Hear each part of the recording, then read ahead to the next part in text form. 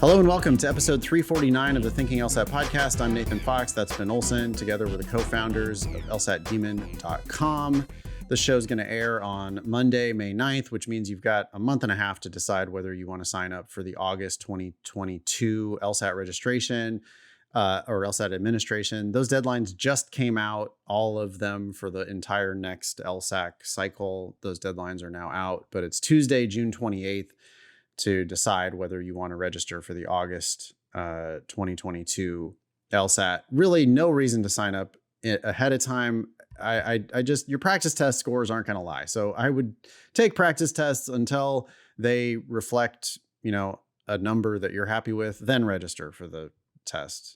No rush if you're hearing this on day one as the podcast releases.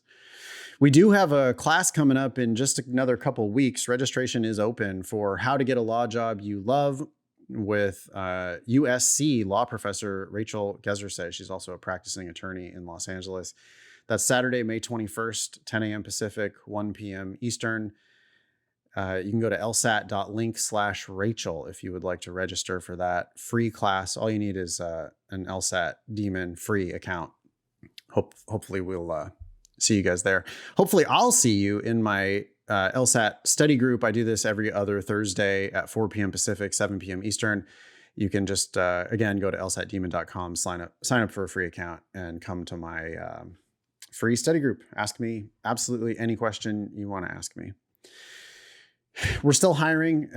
If you want to teach, especially if you want to teach logic games for us, we would like to see a video. We need a 99th percentile official LSAT score report, and we need a video of you teaching a game. You can just email that to me directly, nathan@lsatdemon.com. We have a discount program for pre-law societies.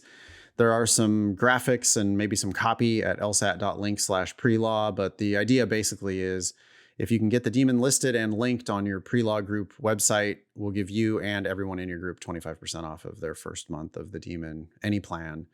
Just email help@lsatdemon.com if you want to take advantage of that. Today on the show, we had a bunch of emails about the ProctorU snafus that happened over the weekend. A bunch of people had like a 2-hour delay in their official test or complete inability to even take their official test.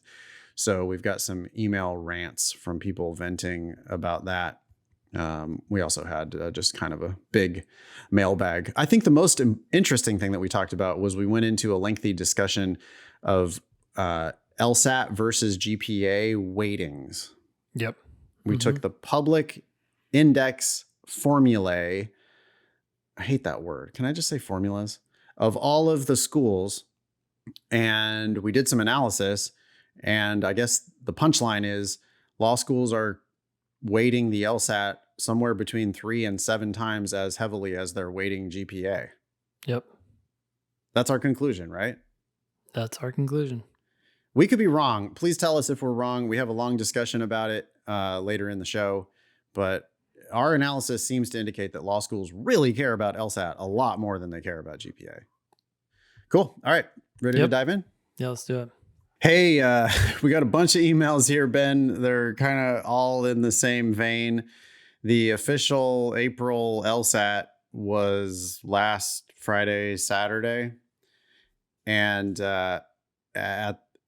people came to my new LSAT after party on Sunday afternoon, and everybody was venting about all of these same issues. But you want to take this first email from basically there was a big ass ProctorU snafu of some sort. You want to read through some of these emails? Yeah, this is from Grace. Hi, Ben and Nathan. Just wanted to let you and any other listeners know about my unfortunate testing experience today. My test was scheduled for 9 a.m. Central, and everything went fine until 11 a.m. I think I had about 10 minutes left in my third section when I was disconnected. I messaged my proctor, who said they were working on it. They checked in with me roughly every 10 minutes to tell me there was, quote, an issue with LSAC's website, close quote, and they were still working on it. After an hour of me sitting there staring at my computer, they told me the issue was still not resolved and they had to end the session. Seems like pretty typical LSAC ProctorU BS. Admittedly, I'm pretty annoyed that I wasted 3 hours of my Saturday on this, but ultimately, predicting this will be your take on it, I'm going to roll with the punches and get ready for a retake. Thanks for listening to my rant. Yep. Well, you're not the only one that's ranting, Grace. Elijah says, your inboxes will probably be flooded with pissed off test takers shortly, and I'm happy to be part of that pile. Both ProctorU and LSAC phone lines are disconnected. From looking around Reddit, it seems almost everyone got booted mid-test. I'm not well versed on LSAT Flex lore, but I'm guessing this is unprecedented and might have major ramifications. I was never even able to start mine, stuck on the chat screen for over an hour now. I was really looking forward to killing this test and then opening a bottle of wine to celebrate this LSAT journey finally coming to a close. I'll still be opening that wine, but the journey continues, I guess. Fortunately for y'all, this debacle might result in another month of my subscription money. Cheers, sad face. Best, Elijah. Yeah, well, we were behind it. I mean, that's what we did. Yeah. This is the last way I want to get paid, but it's just an unfortunate truth that ProctorU / the website, I don't know what the actual root of the problem is. It's not our tech. Yeah. But here's one more. You want to take this one from Sure. Chris? I'm sure you guys are going to get 1,000 or more emails about this, but wow, LSAC crashed for nearly 2 hours today, beginning almost exactly at 11 a.m. Central. I think you guys had an email months ago regarding those unexpected errors, the things you can't test for or control. I can't remember what exactly they said about test day issues, but it was good. It was a good episode. I think it was basically the idea that there are variables you won't be able to practice for on test day, and you need to be prepared for unexpected events. At first, I was worried. Then I realized it was LSAC and not me. And so I looked at it as being able to take a nearly 2-hour break in the middle of my exam. Totally fair. I'm sure everyone who got the standard 10 minutes will love to hear that. I ended up grabbing my guitar and playing for like 45 minutes, and my proctor was cool with it. Then, right near the end of the 4th section, my computer just went black and straight up restarted out of nowhere. Okay. How is it that in 4 straight months of Saturday morning prep tests, this restart issue has not occurred once, and suddenly, the day of the real thing, all the worst stuff happens? Anyway, just wanted to share my experience. I think everything is going to go fine, and if not, I already contacted LSAC to verify whether my test will reflect what I input, and I'm already scheduled for June. Chris. I heard a dozen or half a dozen similar stories from people who came to our LSAT Demon Live after party class, where we kind of vented about all of these issues and then talked about making plans for going forward. A few of the students, so what happened was all the people who were affected were offered a retake. Here's the strategery part of it. They're offered a retake on exactly May 10th, I think it was. Okay. Yep. Don't, you could fact check me. Whatever it was something like exactly May 10th, or maybe it was May 8th or whatever. So it was just tomorrow, the day after this comes out. Yeah. Yeah. I think it was a Tuesday. So yeah. Okay. So May 10th. Yeah. And so then like some of the students are like, well, I work though, so I can't do that. And LSAC, so the other option was you can retake it for free in June. Okay. There's a couple problems, if you take advantage of the exactly May 10th retake, then that's your May attempt, and then you can still take it in June. Yep. But for the people who can't take it on exactly May 10th, if they do avail themselves of this free retake in June, well, then it's as if they just didn't get a shot at the May LSAT. Yep. So for people who are ready, for people who have their practice test scores where they need to be, for people who now just need to document on record their full potential by taking the official test. Yep. If you can't take the retake on May 10th, you're just basically like, well, sorry, May LSAT was not for you. Yep. And they give you, it's like they're being generous by giving you the free retake on June 10th. But most of our students, like the people who are doing it right strategically, they were already going to take it in June so that they would have another shot at it, so that they, increase their chances of getting the score that really reflects their ability. I want to be clear that we're not encouraging people to try to get lucky. We're encouraging people to smooth out the natural effects of random variation by taking the test multiple times, so that you, at some point, your highest score on record is going to be a good reflection of what you're capable of. Yeah. I do want to push back against the people who are not taking it on May 10th because of work.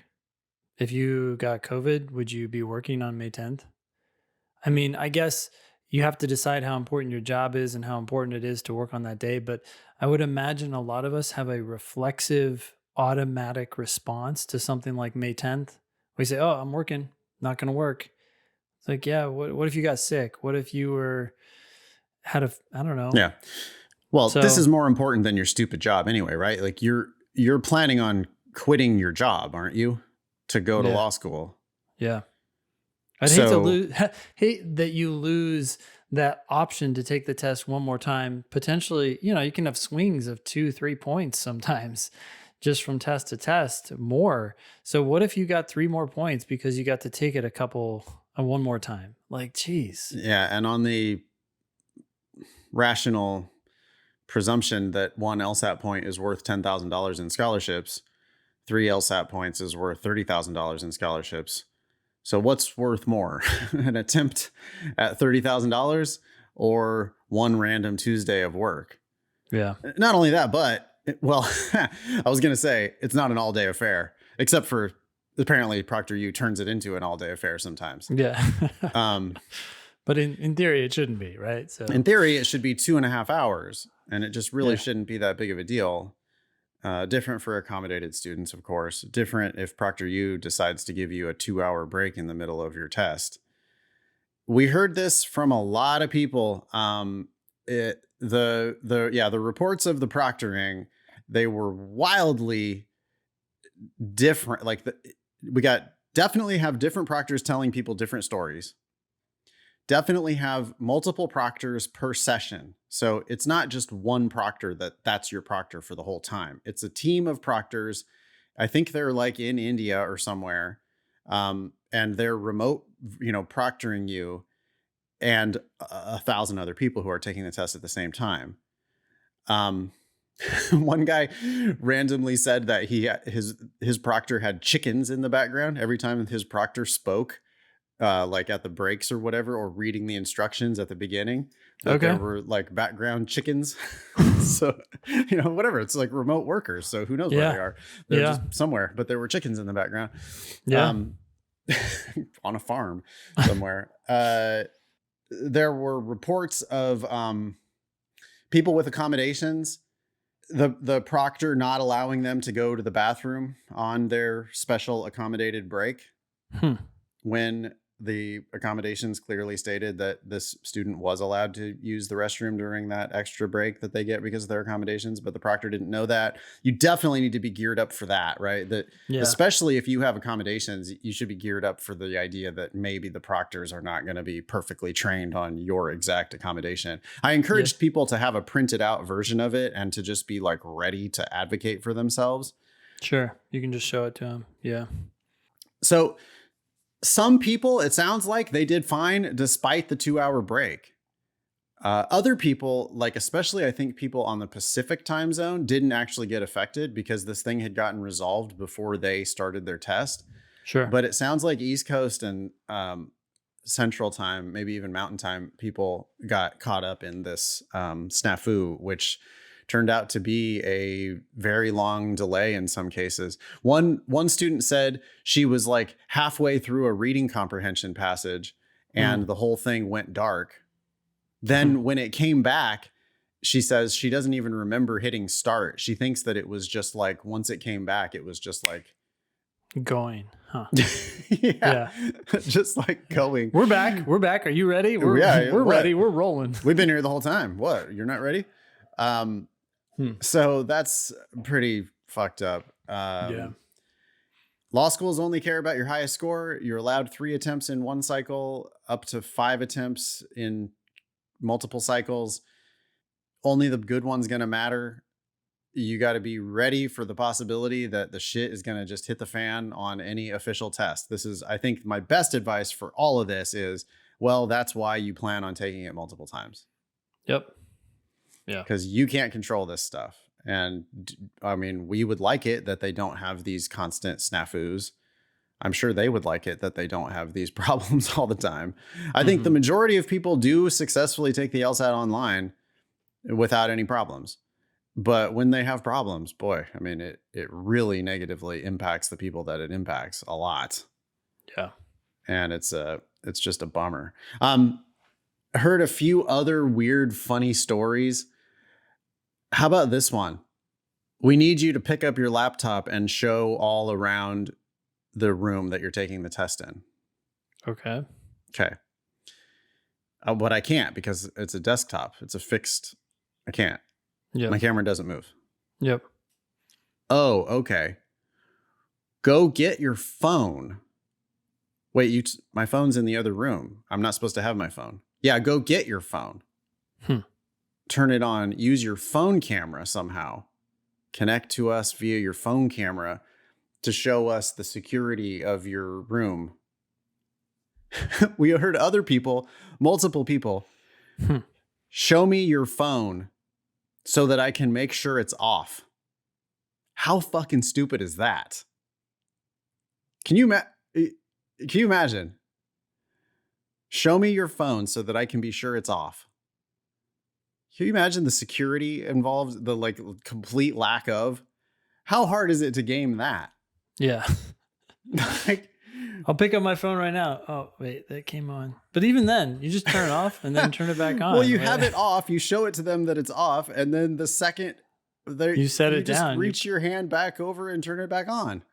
That's not hard. I mean, it's like, I don't know. It's just like security theater, right? It's the difference between actual security and like just trying to make it look like you're doing something for security. Sure. Which I feel like half of what TSA does too, right? Is just like this bogus security theater, make you empty out your water bottle or whatever. Like, come on.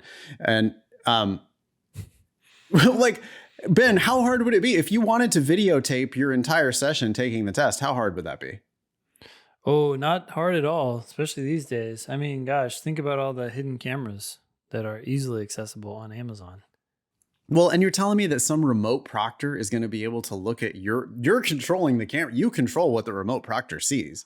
Yeah. So they're like, no, show me all around the room. Yeah. As if me panning the camera around is going to be you're going to be able to totally detect anything. You're like, wait, there's someone standing right there. Oh, okay. Well, and anyway, the second we stop, I just reach under the table, grab out your 4K camera and just set it up over here. I'm doing it right now. It's over here. It's off the camera. You can't see, but I'm doing it.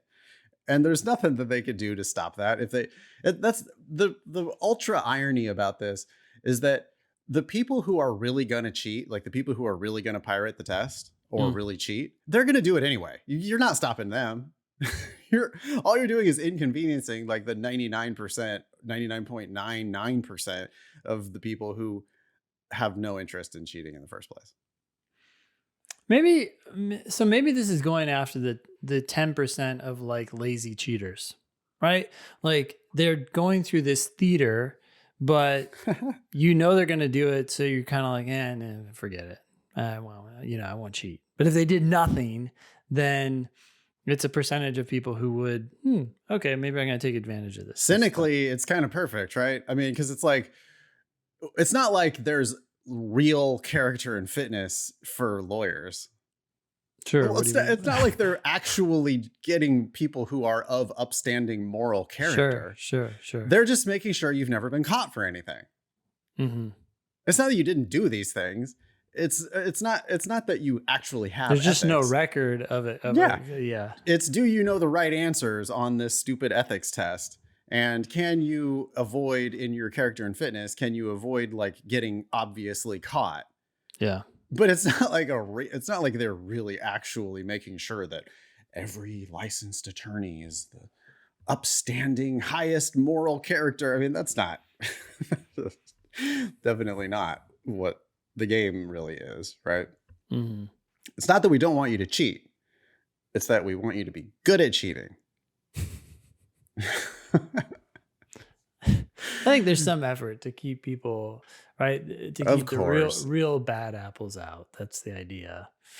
But yeah, there's necessarily going to be a lot of people. It's certainly not it's not a standard to aspire to. You pass the character and fitness. It's not like, oh, well, you must be upstanding. No, right. For keeping up appearances. Yep. They want the obvious, really blatant, the people who are the worst at it. We'll keep them out. Yep. But you also have to acknowledge at the same time that there is no way of keeping out the people who are good at it. Mm-hmm. Those are the people who are going to make the most money as lawyers.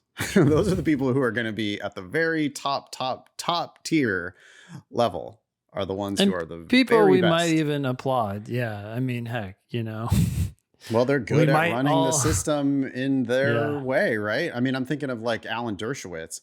It's like, like, morally, do you want to vouch for that guy? No. But if you murdered somebody and you needed a defense attorney, probably him. Yep. Like he wins. He gets off people who are clearly guilty. So he's the one who's the very best at playing the game. Anyway, I have here, I want to read these numbers out. I'm not sure if this is going to help anybody, but I feel like we need to start publishing these numbers. Everybody should be armed.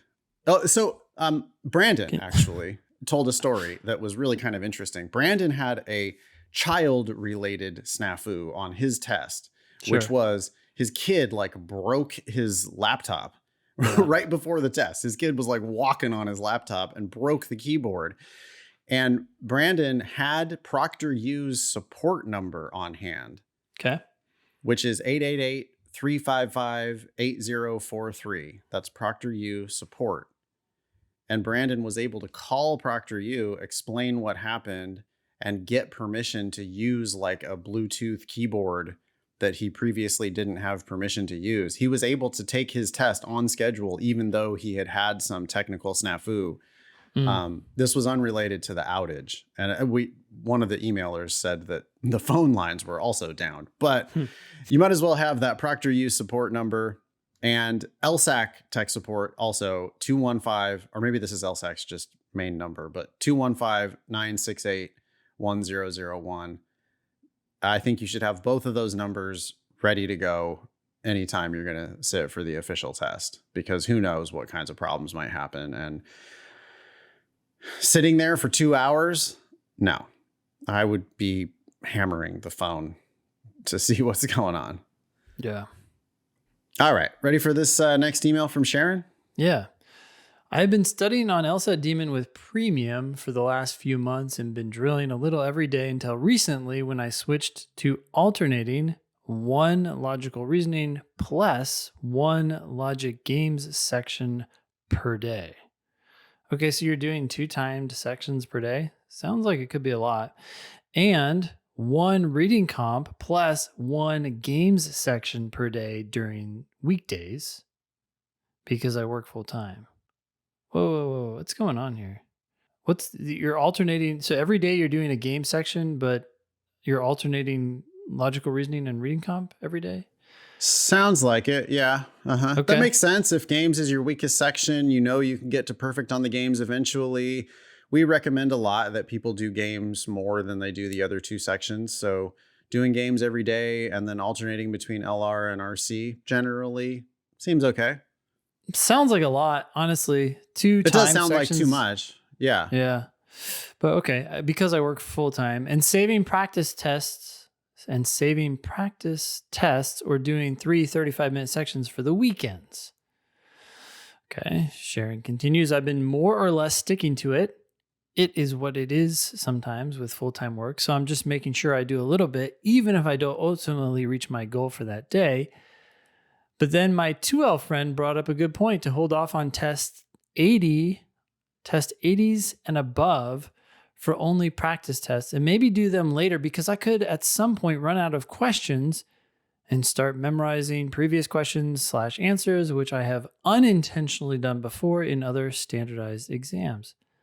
I don't know if pacing is a relevant thing to think about, since the basic bones behind the passage game's questions answer choices are all repetitive anyways. True. But if you all have a suggestion, please let me know. Someone just talked about this last night in class too. They had done the same thing. Some previous prep course had told them to save all the recent tests for practice tests. So they had gone in and edited their test settings so that all the most recent tests were allocated to test taking. And then they did all the the older tests for drilling. And I was like, oh, well, you can do whatever you want. You can change your test settings, but I don't think that's necessary. And in fact, the reason we incorporate some of the more modern tests into drilling is so that when you do a time section or you do a test after doing drilling, you aren't experiencing substitution questions for the first time or whatever. And I think there's just too much weight on modern versus old tests and too much concern about seeing questions on tests when you take those tests. It's like, okay, but can you get it right now? And fine, your score might be a little skewed because you've seen a question before. So what? This is a practice test. It's not your final test. All you care about is learning. That should always just be your primary focus. Right. Yeah. The daemon generally, I don't think people should be messing with the settings very much. Nope. We've made good decisions on your behalf. You don't need to worry about it. Just drill sometimes, do timed sections sometimes, come to class. You don't need to manage it. Just do a little bit. Yep. This idea that you're going to hold off on tests in the 80s for only practice tests is like, well, wait, so then what are you telling me? Are you going to do all those tests before you sit for your official test? Or are you going to do just some of them, then take the test officially, then have more of them in reserve before the next time you take the test officially? I don't think it's like that's you're really holding that good back. of a plan. Yeah, because especially for logic games, I would prefer that you've done all of the most recent games before you sit for your first official practice test or your first official test. I think you should have done all of the games in the 80s and above. So that it seems weird to me to be holding back intentionally. I'm not saying you have to do all of them. I'm just saying that like it would kind of be better that you did than that you didn't. So intentionally holding stuff back for future retakes doesn't make any sense to me. People put way too much weight in the idea. Wait 1 second. I don't know. I don't know if I'd even say that. I just don't want people getting like obsessed about like, oh, well, I've done a bunch of drilling, but I haven't done all the games from test 80 and up. And now Nathan's saying I should go do them. I feel like all the games are pretty good. So I don't want people thinking about any of this. No, exactly. No, stop managing it. Don't worry about it. We've made all the decisions for you. Stop thinking about it. Yeah. Yeah. And here's one thing to keep in mind too. Here's a negative with doing all the most recent tests, if they are better in any way, shape, or form, as practice tests. I don't think people review practice tests as effectively as they review time sections or drilling. Well, and to go back to Sharon's thing, doing a section of LR and a section of games on a weekday when you're working, or a section of reading comp and a section of games on a work day. Why not just do a little bit of logical reasoning drilling and a section of games? Why not do a little bit of reading comp drilling and a section of games? Or why don't you do a little bit of both in drilling? Or do a logical reasoning section and then drill some games? Like, why this fetish on, it's like she was drilling and then she went 100% to just timed sections. I don't know why you're doing that. And I think, because a weekday, man, just to do 2 timed sections, that's an hour and 10 minutes with no break. That's an hour and 10 minutes. Plus review, which might be another hour. Do you really have 2 hours and 10 minutes on a weekday? That's a lot. I mean, that's an awful lot to squeeze in if you're working a normal 9 to 5 or 9 to 6 or, law firm life, 9 to 8 like schedule. Why not do less, but go deeper? The exciting thing about all this, Nathan, is that Demon 3.0 should hopefully put an end to all these questions. Really? The first time I ever heard of Demon 3.0 was yesterday on our Slack. I guess this came up in your class last night. You were Yeah. asking for features for Demon 3.0. Want to give us a little peek behind the curtain on Demon Yeah. 3.0?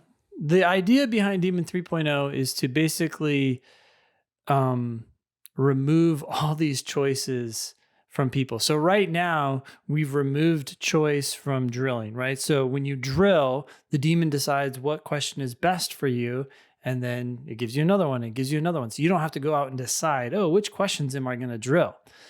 That's great. But what about like, oh, should I drill? Should I drill games? Should I drill logical reasoning? Should I do a time section? Should I do a test? Should I look at a lesson? Should I attend a class? All these kinds of questions, I think people over time figure it out. But it's like the idea behind Demon 3.0 is you log in and it's giving you a suggestion. It's like, hey, do this. And, maybe you don't have time for a test right now. So then you say skip, and then it pops up another suggestion. And it's like, okay, so we can start pushing people toward this balance that we constantly are trying to fight against, right? People get in these like ruts and they're doing one thing over and over and over again for a long time. And it's like, okay, I'm glad you're doing practice questions, but are you doing too many? Are you taking time to review? Have you've done drilling for 3 months? What about a time section? You haven't ever taken a test? Well, hey, give it a shot. And so I am hoping that the vast majority of people will just log in, go. Yep. Save that mental energy for your questions. Yeah, we'll tell you what to do. Yep.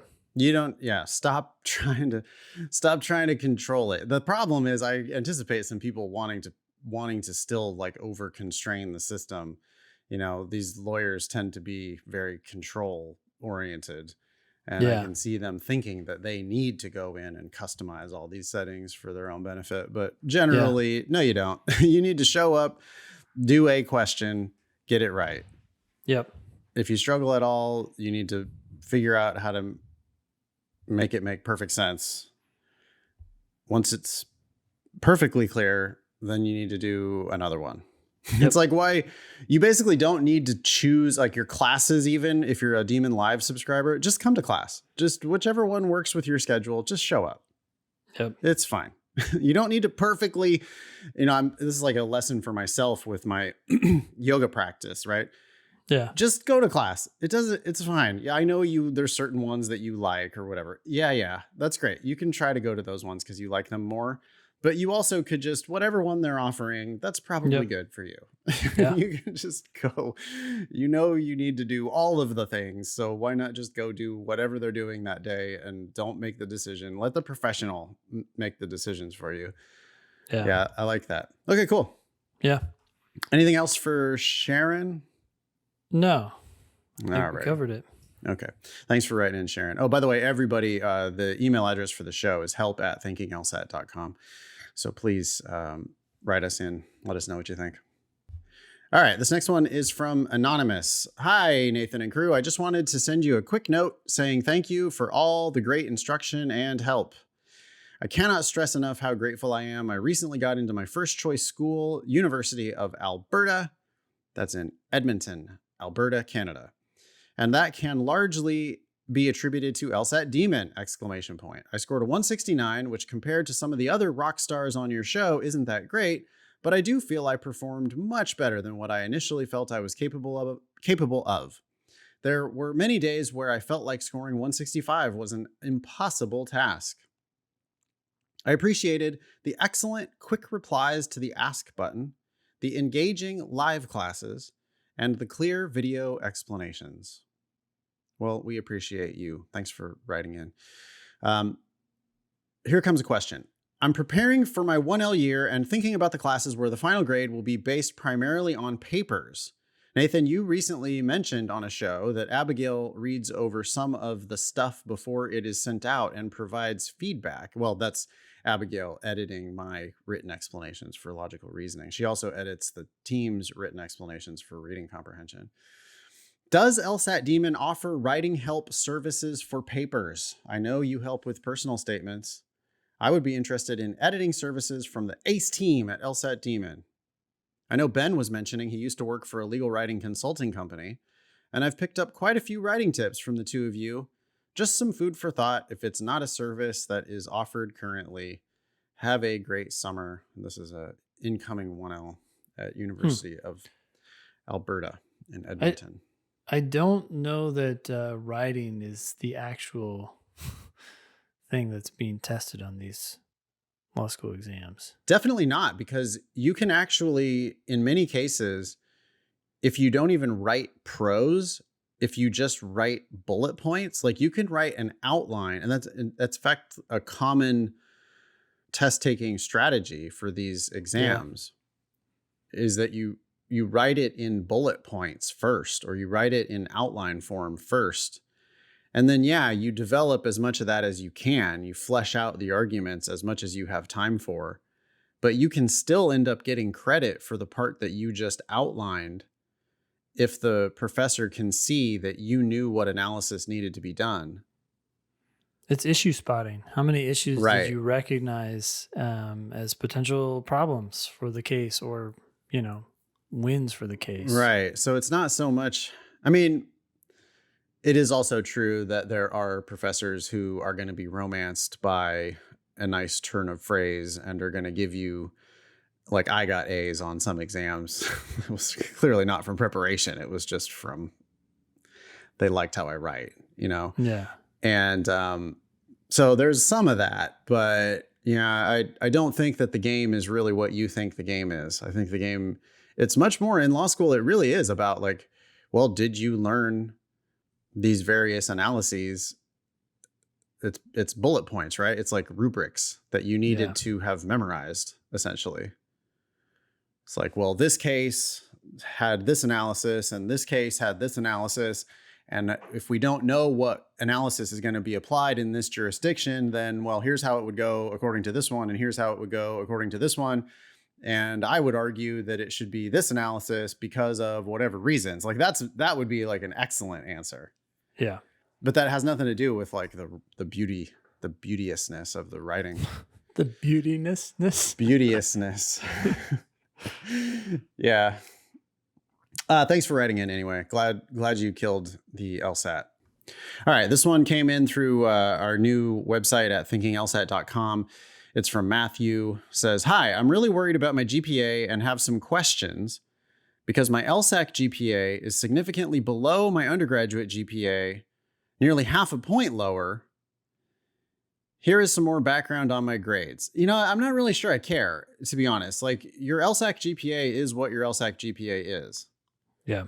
So we have to live in reality. And like, I mean, I don't take this the wrong way, Matthew. It's not that I'm not sympathetic.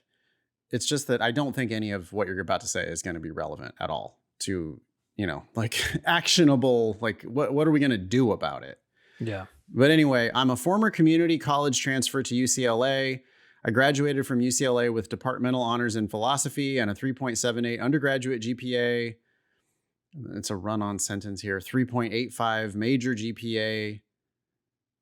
The pandemic lowered my senior year grades a bit, but that is not my main concern. The pandemic lowered your grades, huh? Before I transferred from the community college, I had undiagnosed ADHD and took some classes where I didn't show up to, ended up getting Fs, blah, blah, blah. I got these grades removed from my transcript GPA calculation through academic renewal, only to find out years later that they are still counting into my LSAC GPA because the grades are listed. Yeah, sorry. You're fucked. I mean, you're fucked unless you can go back to that undergraduate institution and explain to them. And you might be able to. You're going to have to practice your lawyering right now on your own behalf. You go back to that old community college and you say, listen, LSAC doesn't honor your academic renewal. I want to ask you guys, because I'm an alum of your school and you want me to be successful, right? And I did graduate from UCLA with departmental honors. And now I'm trying to apply to law school. and you want me to be a successful alum of your community college, right? So is there any way that you could take these Fs and just get them off of my transcript entirely? I did the academic renewal. They don't count on your transcript. They don't count on the GPA, but you see, they do count against me for law school admissions. Yeah. I'm not saying that this is going to work, but you got to try. It's going to make a big difference. Yeah. Yeah. You have to try, because if it does work, then that's amazing. So you need to go try to get those taken off of that transcript, and then get those transcripts re-uploaded, and then LSAC will recalculate your GPA. Yep. Have to do that. Okay. What else does Matthew want to talk about? I'm naturally pretty good at the LSAT, but terrified that these previous grades, blah, blah, blah. Yeah. Okay. We already talked about that. Oh, I also got a no pass in a class during the pandemic because I missed the deadline. And it ended up conflicting with another class, and I needed to go to both live. Okay, so you missed the deadline to withdraw. I mean, that's your bad, dude. Like I understand that circumstances were not working in your favor, but like, no one gives a shit. Like, everybody has circumstances. It's just like you failed to drop that class, and it fucked you on your academic record. I mean, think about what law schools are doing. Law schools are admitting you to another academic endeavor. Like, they're admitting you to, they want to know if you learned how to work the system to your advantage. And yeah, all this stuff adds up to, you did not learn how to work the system to your advantage. Not as well as your competitors. Look, there are some things you can't change, but it sounds to me like you're saying, hey, I was the victim of this situation. These classes were conflicting and there was nothing I could do about it. I was just at a loss. But it's like, how many other people were in the same situation and went to one of their professors or both and said, hey, look, I got this conflicting class. What would you like me to do? And the professor, I mean, at that point, what are they going to do? They probably have to make an accommodation for you, but you just didn't even ask. I don't know what happened, but yeah, you failed, and you weren't ready enough. Look at this, because here comes another excuse. Listen to this. Yeah. The only reason I did not withdraw. Wait, but you just gave me 2 reasons why you didn't withdraw. The only reason I did not withdraw was because I needed to be enrolled in the units, and I did not think this would affect my GPA, and I needed the financial aid of remaining full-time. So he actually stayed enrolled in the class, even though he knew he wasn't going to go, and he knew he was going to get an F, but he didn't think it was going to affect his GPA or he knew he was going to get a no pass, but it wasn't going to affect his GPA, but he stayed enrolled in the class because he wanted more financial aid. Okay. You had some interesting beliefs that affected your, I don't know, like, why not do well in the class either too? I mean, why this assumption that you're going to skip it? Is explaining things like this worthwhile? No, you're definitely not the way you're doing it. Yeah. No. Do not say any of this stuff. No, I just don't think, step 1, go back and get these classes removed to the extent you can get them removed. If you can do that, then you don't have anything to explain, which is wonderful. If you do have to explain anything, I don't think you're knowing how to do that. Because right now, your perspective of the world gives you a lot of passes. Not to just play on the words here, but you kind of, like, you see yourself as a passive agent, the victim of circumstance, and that's not going to come across great. No, none of this. This is all coming off. I'm not, Matthew, you could be a 45-year-old professional person as far as I know. I don't know anything about you other than what you've written, but this is coming off looking really immature. It's coming off looking like someone who's not going to be successful in my law school. If I'm making admissions decisions and I see all this, I'm like, oh boy, boy. Thank God Thanks for Matthew shared all of this so that we can deny him, because he looks like somebody who just doesn't take responsibility for things that they're not within anyone else's control. You know, See, he goes on and says, do schools get to see what your undergraduate institutions list as your GPA and how LSAC butchers it to death by its unforgiving translation system that seems a bit classist and benefits those with the money and resources to not have to learn while working and figure out their lives? Ooh, again. The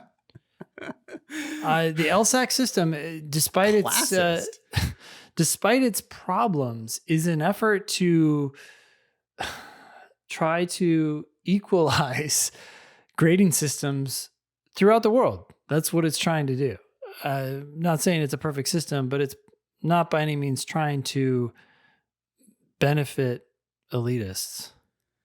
Yeah, I don't know where the accusation of classist. What? Different schools do things like pass no pass in different ways. So they have to somehow make the GPAs be something comparable to one another. Yeah. And that's all they're trying to do. It's I don't know where you're thinking that it's like, oh, they only discriminate against people who came from community college. That's not what's going on. Your GPA will go up or down when the LSAC does its calculation. And we haven't seen any correlation where it's like, oh, if you went to community college, then your GPA has a tendency to go down. I've never heard anything like that.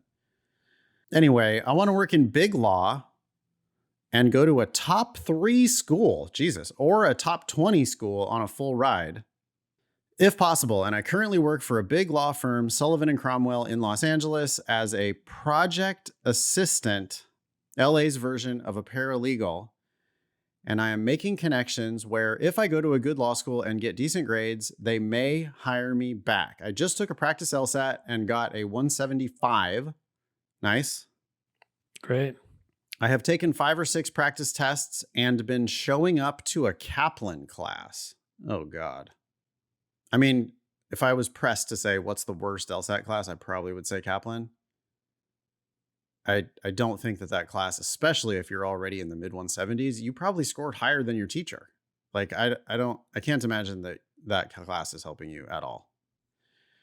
Anyway, I feel I cannot be satisfied with anything below 170s, high 170s, or a 180 to make up for my GPA. Besides getting a 180, how can I minimize my academic past that is not representative of me as a current student from tanking my legal future? How can splitters maximize their chances?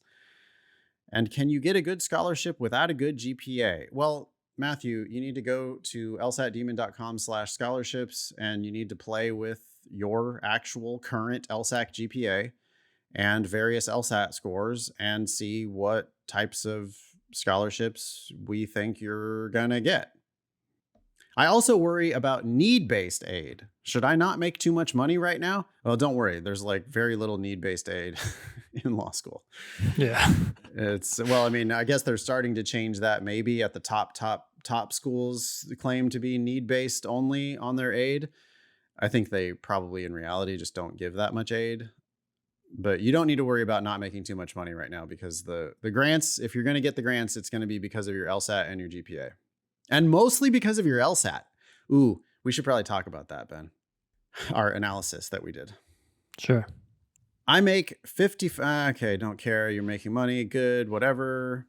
My job has told me they would not allow me to work while in law school part-time, even if I stayed in LA, as they would want me to focus on law school and come back as a successful attorney/summer associate if I was to work for them after I leave. So I will not have any income in law school. And then he's asking, should I game it, like not save money because it'll hurt my need-based aid? I don't think you need to be worrying about that. I think you need to be get those grades redacted off of your old transcripts. Go do some lawyering on your own behalf. Then get the very best LSAT you can. I don't think it needs to be a 180, but sounds like you're capable of scoring mid 170s or higher. Play with the scholarship estimator. UCLA gives full rides. You're working at a firm in LA. That would be awesome. A full ride at UCLA. Is that in the cards for you? I mean, that's great. My last bit of advice for Matthew is that you need to be careful with your writing and your editing.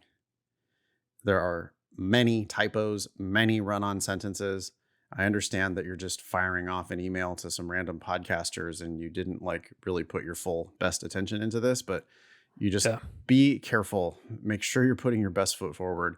And I guess my number one tip for Matthew would be write it out like this and then edit it down to like 1/4 as long as this. Like just keep it tight, because there'll be fewer chances for making outright mistakes or just like oversharing with too many excuses and random side rants that really are not having the impression. They're not making the impression that you want to make. I think you're I think you're seeing the world through a certain perspective, and you're expecting your listener to, or reader, to just adopt that perspective. And yeah. Law schools are not going to be impressed by your random allegations of classicism. I mean, not only that, but who do you think the Law School Admission Council is? The Law School Admission Council is a nonprofit. It's a member organization. Who are the members? All of the law schools. Yep. So there's not really a difference between LSAC and the law schools. This is what the law schools do. Via LSAC, the law schools normalize GPAs versus one another. Yeah. And so, and then do the law schools see your undergraduate transcripts? Well, sure. Theoretically, they could. Do they give a shit? No, because they publish the LSAC GPA on their ABA 509 report. And that's what matters to the rankings agencies. So that's the number that matters. The LSAC number is the number that matters. Well, they also don't want to compare apples to oranges. They don't want to get in some like rabbit hole of, oh, well, your GPA at this random community college was this. And I guess I see how that could be better than what? The GPA of someone who has been LSAC adjusted? Right now. What? What are they? They're going to compare that? What are they going to do? Start comparing your official LSAC GPA to the GPA of the official GPA of some other school? And now they're just making their job even harder. This might be, Ben, one of the main reasons why they weight LSAT so much more heavily than they weight GPA. I shared this with my class just recently. Yeah. We haven't yet shared the actual spreadsheet where we did the analysis. Yeah. But LSAC on their website, they have a thing about indices. They have a thing where, so every law school uses an index formula where they take your LSAT and your GPA, they multiply your LSAT by some number, they add that to your GPA times some number.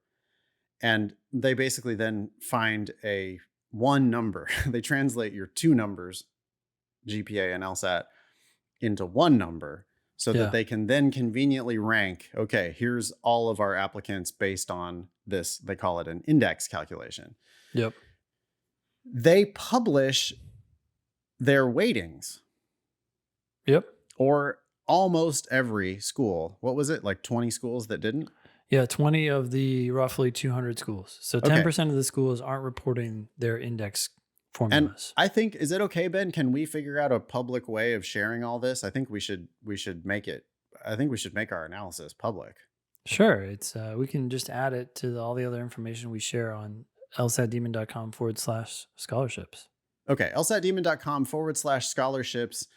You should look for a link to, I don't know if we're going to do it in a Google Doc or whatever, but I would like to just show, hey, here are the index, because it's a link from LSAC that shows here's the most recent index weightings. Sure. And then from those weightings, we can infer how heavily they're weighting LSAT versus GPA. Now, I can walk through a little bit of my understanding, and we could be wrong, by the way. Like Ben and I agree, but we could easily be wrong. We've had a couple people kind of reality check this, but we would like our listeners to reality check us on our analysis. But the best LSAT is 180.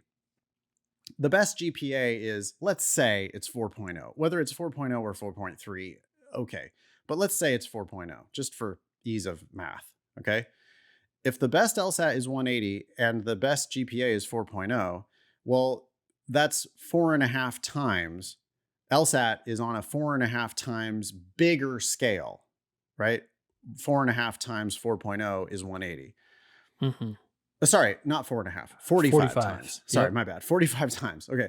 So the best LSAT is 45 times higher than the best GPA. Yep.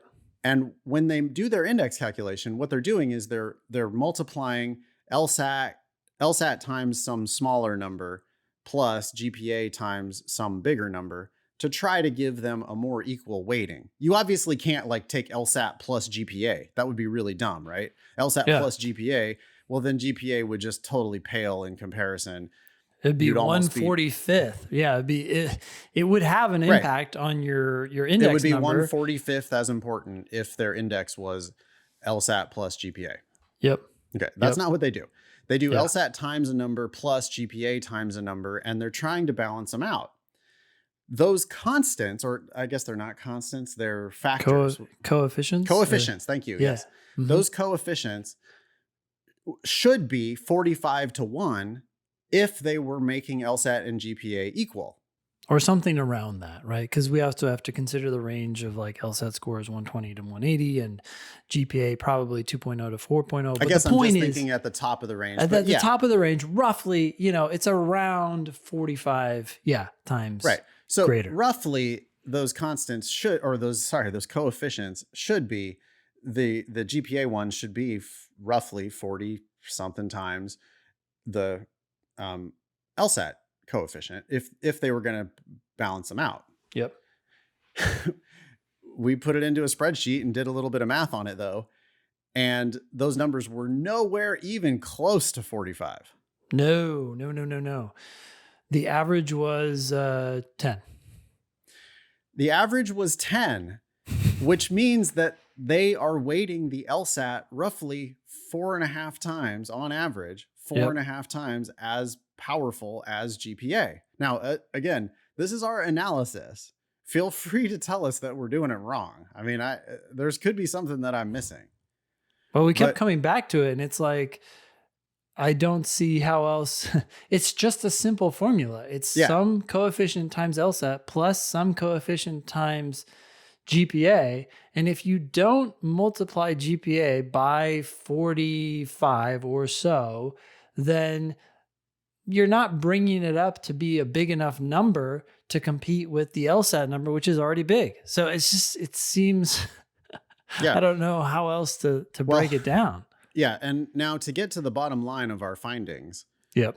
There were rare schools like UC Berkeley. Berkeley was the standout at the low end. Berkeley is roughly weighting LSAT twice as heavily as GPA. Yep. So it's 2 times more important at Berkeley than GPA. This is according to their index. Really low. That's giving the LSAT the least amount of weight than any other school, really. That's the school that likes GPA the most. And they're still weighing LSAT twice as much. And they still like LSAT twice as much as that. Yeah. Almost all other schools were between 3 and 7, right? Yep. Weighting the LSAT 3 times as heavily as GPA, all the way up to 7 times as heavily as GPA. Yeah, there was a couple of schools that were up to as much as 10 times as much, but we're saying 90% of the schools fall between 3 to 7 times. Right. When we drop the highs and the lows, we end up with 90% of the schools weighting the LSAT somewhere between 3 times and 7 times as heavily as GPA. That's the punchline of all of this. That's the headline of all this. Law schools weight LSAT 3 to 7 times as important as GPA. Yep. According to their published index formulae. Yeah. Now, we could be interpreting it wrong. We could be doing something totally wrong in our analysis. I would love to be, I want to know that I'm right, which means I'm open to you proving me wrong, right? So please email us, help@thinkinglsat.com if we're doing anything wrong with our methodology. We will add these links to the scholarship estimator, lsatdemon.com/scholarships. You can go in and poke around with the data and, let us know if we're doing something stupid. But we were both surprised, right? Because we had always thought that like at the top end, it's probably equal LSAT and GPA. Yeah. It doesn't seem to be anything even close to equal. No. I think our advice that you got to get the best GPA you can get first stands because it is still a huge factor compared to anything else. It's just that in our to-do list, it's this weird thing where it's like, okay, you got to focus on GPA first because once that's done, it's over, right? But looking at what thing has the biggest impact on your score, it's still, it's LSAT by a long shot. Yeah, GPA is huge compared to everything else except LSAT. It's actually small compared to LSAT. Yeah. Again, it's like a planetary system, right? Like you think you have an understanding of how big things are out in space, but then someone actually makes a true to size model and you're like, holy fuck. Jupiter is huge. Or there's like sun. 300 Earths fit inside of that, like, that perpetual storm that's on Jupiter. Yeah. And that's fucked up. It's wild. Big things are big. Orders of magnitude. It's like, it is kind of mind blowing. Now, the LSAT is not an order of magnitude more important than GPA is, but it is a half an order of magnitude more important. Right? On average, like 4 or 5 times, 5 times would be half an order of magnitude. And some schools, it's more than that. Some schools, it's up to 7 or actually 10 at a few schools. Yeah. And so to take all this back to Matthew's email, maybe one of the reasons why is that they know that the GPAs are inherently just kind of bullshit. Like, it's really hard to come up with a grade point average. Think about it. Thousands of students going to hundreds of thousands of different schools. Much more standardized. All these it's an easier thing. Yeah. Pass, no pass. What if they use a 5-point scale instead of a 4-point scale? What if, these credits that people took while they were in high school, or who knows what, there's so much of and it happened a long time ago, in many cases, like that's what's happened with Matthew here. It's like, well, dude, shit happened when you were in community college. And unfortunately, that's now affecting your LSAC GPA. I think the most important thing for Matthew then is like, but dude, your LSAC GPA doesn't count nearly as much as your LSAT does. Still matters a lot, though. I don't want people to walk away and think like, oh, well, I'm fucking up these grades. That's fine. I'm just going to keep digging into the LSAT. Because, of all the things that affect your application, GPA is still huge. It's still like a planet as opposed to a speck of dust floating around in the solar system, such as your personal statement. Exhaust your options. I mean, definitely go get those grades removed if you can. And also at the same time, get the best LSAT you can. All right. A couple more emails. Let's rapid fire these. Okay. This is from Alexis. Hi, Nathan and Ben. This might be an odd request, but I wanted to see if you could give a shout out to my boyfriend on your podcast. Okay. His name is Ryan Johnston. He has taken the LSAT twice and is taking it again in June and then maybe again in August. He is a huge fan of not only you two, but of your entire program. He recommends LSAT Demon to every single person he can. Okay. I was just taking that very literally, imagining him recommending that to people who have no interest. Hey, he's like handing out flyers. He's got one of those sandwich boards, wearing it around town. Yeah, flipping it around. Oh yeah, the sign spinner guy. Yeah. Whether it is a post on Reddit or in person, every chance he gets, he will say how much the LSAT Demon has made a difference in his view on the LSAT and how he studies. He studies every day, and that means every day I get to listen to him talk about his scores on a reading comp passage or a question from logical reasoning. Once he gets the score he wants to be a tutor for the Demon. It would mean the world to him if you could give him a shout out and wish him luck on his June LSAT. He would die. Whoa, we don't want to kill anybody, but good luck, Ryan. Good luck, Ryan. Sounds like you got a keeper there on Alexis. Yeah. That's nice. Nice of you. She's a keeper.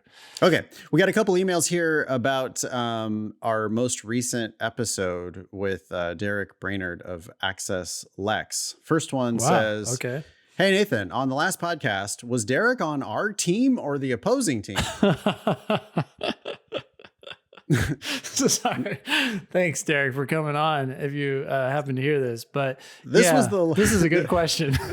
This was the latest Thinking LSAT podcast regarding financing law school. Some of the conversation went above me. I could not decipher whether or not you guys were annoyed with his responses or the situation as a whole. Should we be using that site? I was just looking for clarification. Thanks. F. I thought that what Derek was saying, I didn't disagree with anything that Derek was saying in terms of, hey, figure out ways to save money. Yes. Figure out what to do once you have a student loan, the most effective way to take care of it. But I felt like the underlying message, which he was not necessarily sharing, but I felt was made obvious through his discussion, was that you don't want to get involved in any of this. Like, you don't want to go down this path. You don't want to have to be saving $100 on your coffee expenses or trying to get involved in some loan forgiveness program. What a nightmare, right? Like, I think his advice is really for people who already have put themselves into a bad situation. Yeah. I mean, hey, he seemed like a genuine guy. He seemed like a nice guy. I was happy to have him on the show. I wasn't like, no, I didn't feel like he's the enemy at all. But I would say, hey, get a full ride to law school so that you don't ever have to talk to somebody like Derek about how to, like, because that his business is like, oh, so you've incurred $250,000 worth of law school debt. All right, let's talk about your options. Yep. Or, oh, so you're halfway through your first year and you're already $75,000 in debt because you've got undergrad debt and now you're borrowing money for law school. Let's talk about ways that we can keep this under control, by, again, minimizing your expenses, like turning down some of your optional money. You need to be just getting that tuition scholarship. So a lot of what he was saying, I don't think that it's practically very useful because the things that we talk about are orders of magnitude more important. Yeah. Like they had some website about other outside scholarships. And I think I said on the show something like, oh, that's where you get $2,500 for winning some essay competition or something. Exactly. Come on, man. You're going to have to submit 1,000 of these stupid essays and then you're going to get a few $1,000 maybe.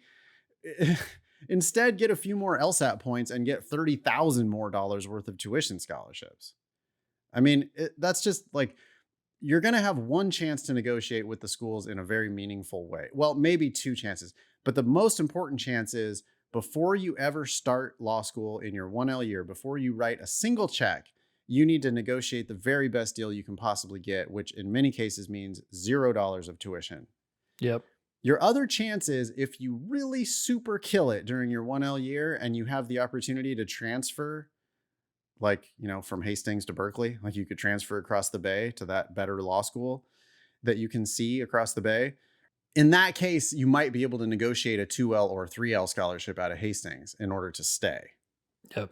But you can't bank on that because you're going to go compete with all the killers at Hastings and be sure that you're going to finish in the top 10% of your class and have a chance of transferring to Berkeley. Not a good wager. No, much you've better already wager locked yourself in. You're like, okay, you ready to talk now? They're like, sure, we can talk. You've already committed to us. Right. Get the LSAT in the first place. Apply early, apply broadly with your very best LSAT. Negotiate yourself a full ride before law school, and then you never have to talk to Derek. I mean, we were clicking through his website on the show. Yeah. And one of those pages was super telling because it was like, well, how much, how big of a deal is debt to you? And how much debt, what are you trying to limit your debt to? And it had radio buttons. The 3 radio buttons were 100, 120, 140. It's like none of these. What? So you're just assuming that everyone who goes to law school is going to have $100,000 of debt? And you're supposed to be like the debt help person? Yeah, you're going to help us get down to 100? No, you need to help us get down to 10, 0, something low. Yeah. You want to, we got one more email here about Derek. Sure. Or about that episode. Not so about Derek. Anonymous writes, I just laughed when I heard that guy talk about estimating how you could borrow less for cost of attendance. And yes, rearranging deck chairs on the Titanic is a great analogy, and I hate fucking analogies. The estimated cost of attendance is a joke for anyone who supports themselves. I think they tend to underestimate the cost of attendance when they set it. That seems to make their school look more affordable. Yeah, so cost of attendance, just to clarify, this is tuition fees plus estimated room and board, transportation, yada, yada. I do think these are optimistic numbers when I see them. It's like, oh, you think I can live on this much money in this town? Well, this example right here is a perfect. Oh, okay. So Anonymous has an example. The cost of your health insurance is often under miscellaneous category in the cost of attendance breakdown. My school-based health insurance plan will be approximately $4,600. So that's $5,000 or so of miscellaneous costs is suddenly reduced to about $400 spread over 8 to 9 months of school. They just they didn't have a category in their cost of attendance. Health insurance was not part of that.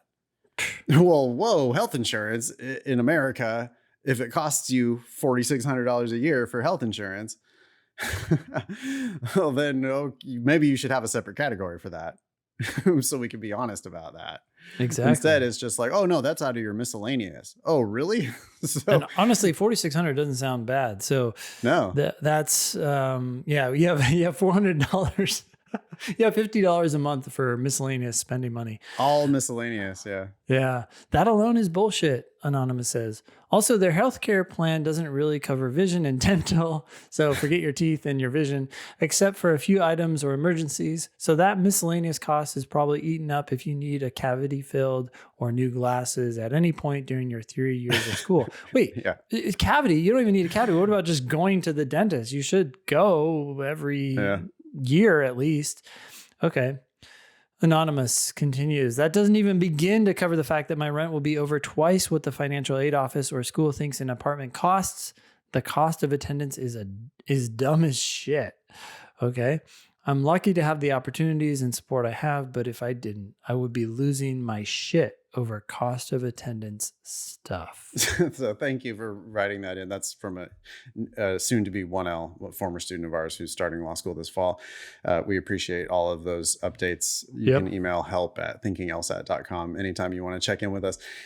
Just to bring it back to the whole thing with Derek, because like, again, like that's kind of what Derek does. If he's counseling these law students, he's like, well, so let's talk about this. You're borrowing, you're not just borrowing tuition and fees, you're also borrowing money for cost of living.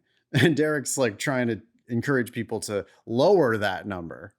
Yeah. But this correspondent is like, there's no way in hell I could lower that number. I can't even get by on that number. And so, well, it's just so stressful. Jeez. Yeah. Thank God for a tuition scholarship. Like this is a person who's going to law school for free. Yeah. And they're still struggling with like, holy shit, I can't work. I have to pay rent. I have to buy the student health insurance. How am I going to make it? You know what I think happened with Derek is I think Derek and his crew, they work with people who are substantially in debt every day. So they're extraordinarily skewed in their perception of the possibilities out there.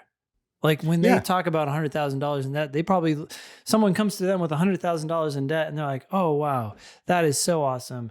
I'm glad to hear you've reduced your debt to $100,000. But in reality, they're just dealing with the worst cases all the time, unfortunately.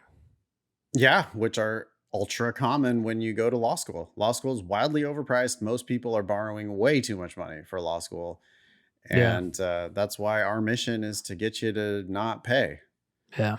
You just don't have to. You could get a tuition scholarship. If you follow our advice, you can go to law school for free.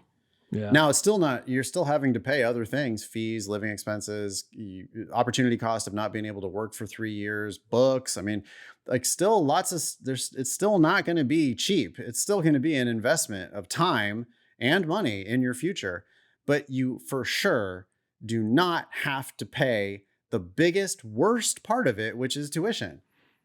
Yep. The law schools have gotten completely out of whack on the tuition they charge.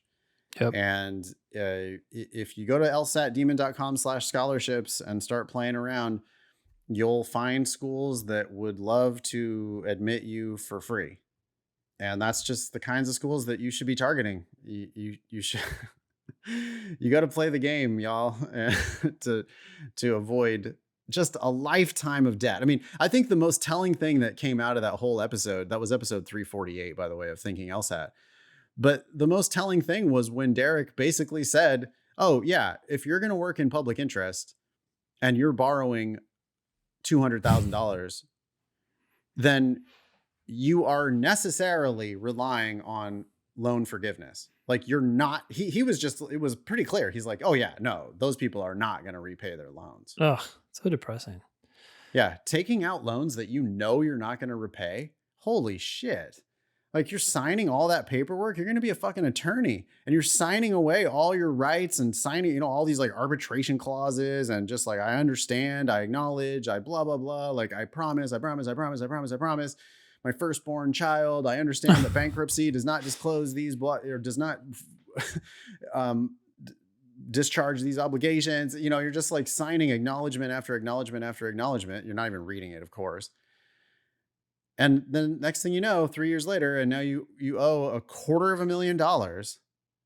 And if you're lucky, you go into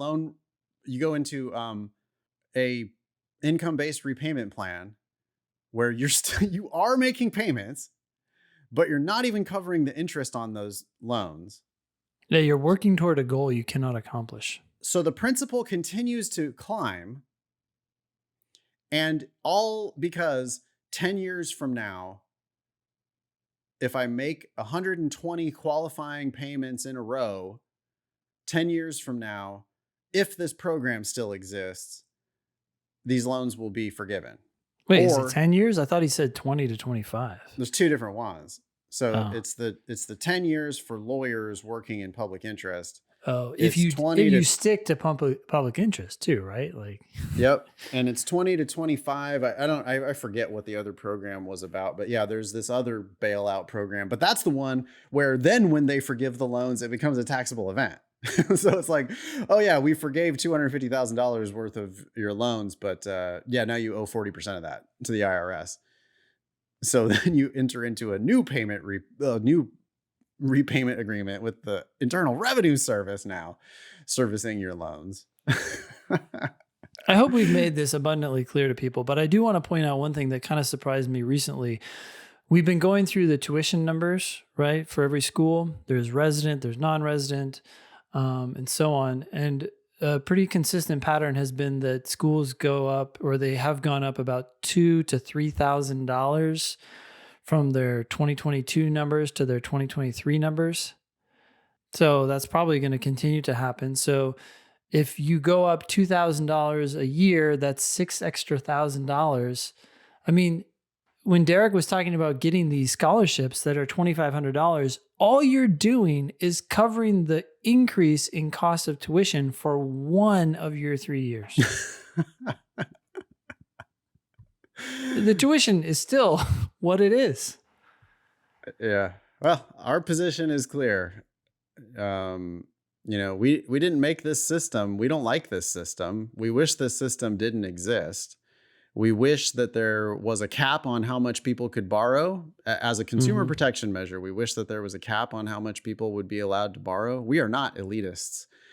I just don't want people getting ripped off in the name of opportunity.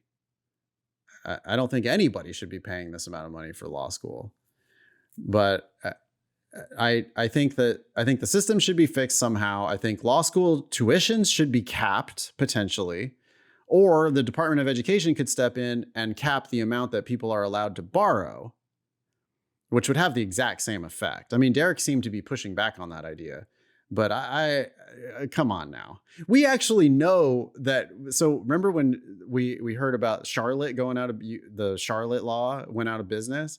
Well, the way they went out of business is the U.S. Department of Education decided to stop guaranteeing their loans. And as soon as they stopped And that guaranteeing ended. those loans, the ended school was out of business. Yeah. They're only in business because of the ability for ability for people to borrow. Well, it makes perfect sense. Their clients are not people who can afford what they're about to buy. Right. So how are they going to do that? No, totally. So anyway, those two things, right? Either cap student loans or cap tuitions, which capping student loans would have the exact same effect as capping tuitions. Or part of the problem is the scholarships themselves. You could outlaw merit-based scholarships to law school. Because I have a feeling they would work around it somehow. They'd be like, "Oh, well, we'll let you stay in this apartment that's on the campus for free." Yeah, who knows what. But the scholarships are a big part of the problem. And then I encourage you as an applicant, though, to take advantage of that system and go get yourself a scholarship. Yeah. Because I want to help you, listener.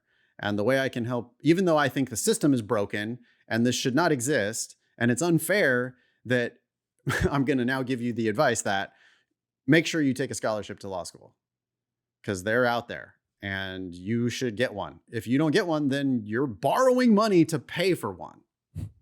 We have a stupid system in which someone is going around dumping trash cans full of cash on the street. You'd be a fool not to pick it up. Yeah, they're actually delivering trash cans full of cash to the law schools. Yeah. and you're not asking to have a piece of that. And you're the one who is you're borrowing the money to put it into a trash can to deliver it to the school, or you're not. Yeah. Do you want to be the one who's responsible for that trash can of cash or not?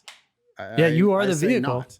You are the vehicle through which the Department of Education allows for that cash to be transferred from the government to the school.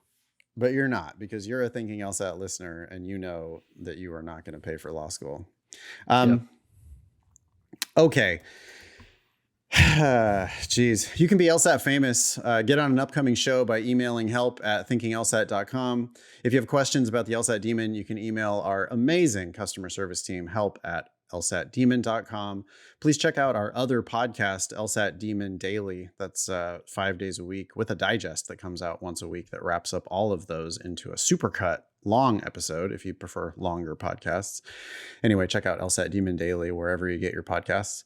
That was episode 349 of the Thinking LSAT podcast. Thanks all y'all for listening. Nice knowing you. Don't pay for law school.